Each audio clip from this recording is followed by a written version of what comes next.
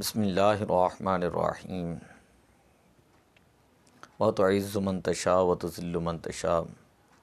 ایک مرتبہ شیخ شمس الدین دروتی ان کو مصر اور شام کے بادشاہ سلطان کانسوا غوری جو ہیں انہوں نے اپنے پاس بلایا۔ جس وقت کے محدث عالم اور شیخ جو ہیں وہ بادشاہ کے دربار میں گئے تو آپ نے ان کو سلام کیا۔ بادشاہ وقت نے آپ کو جواب نہ دیا تو آپ نے جلال میں آ کر فرمایا کہ تو فاسق ہے، تو نے سلام کا جواب نہیں دیا اور تو آج کے بعد جو ہے وہ معزول ہے۔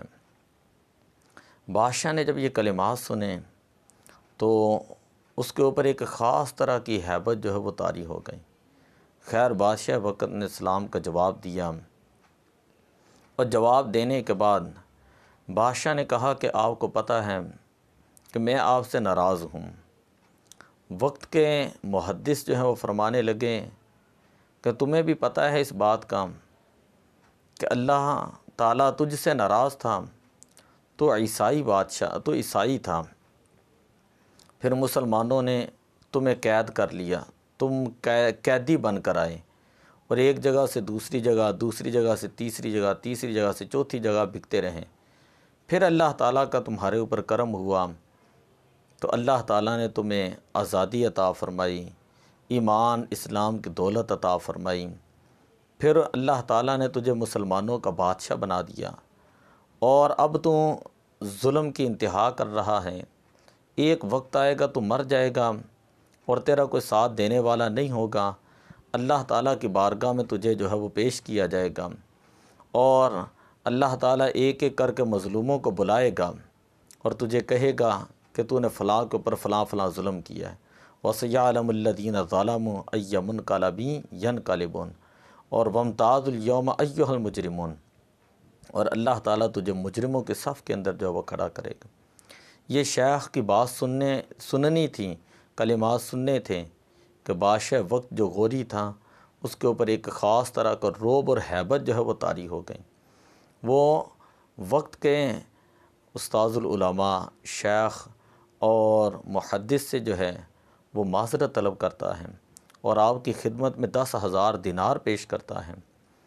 تو شیخ فرمانے لگے کہ مجھے تمہارے پیسوں کی ضرورت نہیں، اللہ تعالیٰ نے مجھے اپنا وافر رزق عطا کیا ہے اور اگر تو چاہے تو تیری حکومت چلانے کے لیے میں تجھے قرضہ جو ہے وہ دے سکتا ہوں۔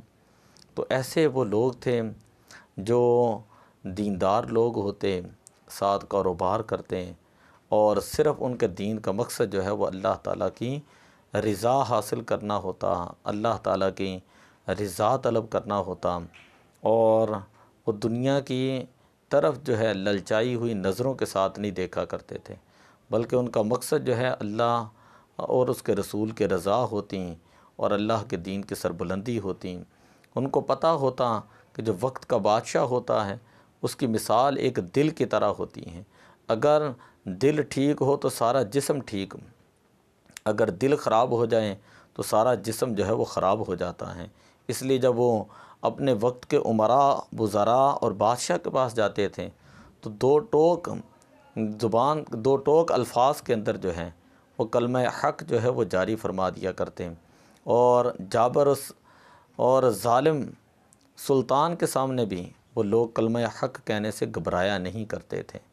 تو آج بھی ضرورت ہے اس بات کی، اللہ تعالی ہمیں ایسا علم عطا فرمائے کہ جس علم کے اوپر ہم عمل کریں، تقوی اختیار کریں، خوددار بنیں اور دین کی سربلندی کے لیے کام کریں۔ الصلاۃ والسلام علیک یا رسول اللہ وعلی آلک واصحابک یا حبیب اللہ۔